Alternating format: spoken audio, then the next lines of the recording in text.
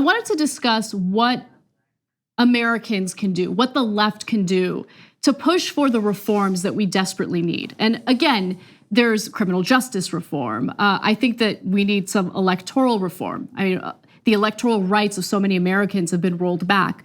But my personal view is that the left is so obsessed with critiquing one another within our group that we lose sight of the need for a broader coalition, so we can fight in solidarity and actually get the change that we want. Because change doesn't happen with one or two people. It happens with people coming together, right? So what do you think would be a good strategy? I think the word that you said right there was the key, solidarity.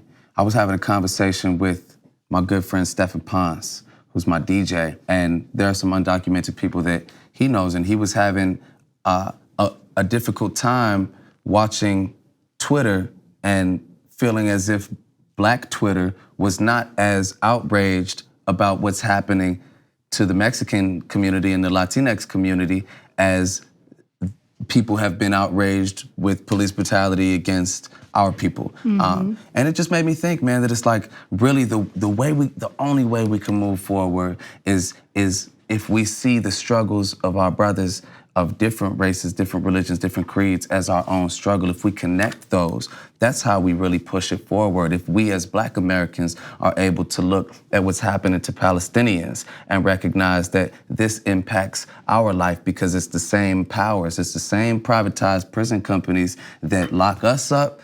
Geo Group and Core Civic are the same people that got my brother James, that also have the immigration detention centers that also lock up Palestinians. So when we really put our minds together and realize that we have more in common than we do have difference, that's when we really push the needle forward. Absolutely. I mean, it's all about organizing and fighting for a common goal. And on the right, they're really good at doing that. On the right, I mean, you have evangelicals and other components of the right who are concerned with power, who are concerned with gaming the economic system to their advantage. So of course they're gonna support someone like Donald Trump because their real objectives have nothing to do with the Bible or religion. Their real objectives have everything to do with solidifying power and influence. And so that's why they're willing to work with someone like Donald Trump, even though he goes against everything that religious people are supposed to be in favor of, right? Well, I mean, the power of racism is strong too, man. It is, that's right, that's right. Like that'll really galvanize and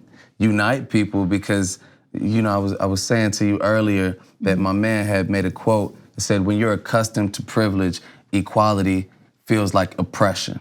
So we're coming off of a moment when they had to look on TV and see Barack Obama, with his hair all brushed, walking with swag, rap lyrics, playing basketball. And they're seeing the most powerful man on the planet, and he looks more like me than he does like them. And it looks like oppression. And because these are people that have been convinced that they came into this world superior.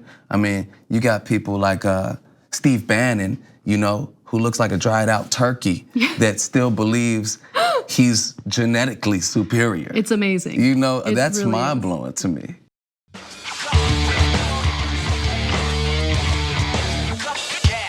You never have to miss another episode of No Filter by ringing the bell below. You'll get notified whenever we publish something new. And don't forget to join TYT and download the TYT Plus app today. Download our TYT Plus app on your iPhone or head over to tyt.com/join.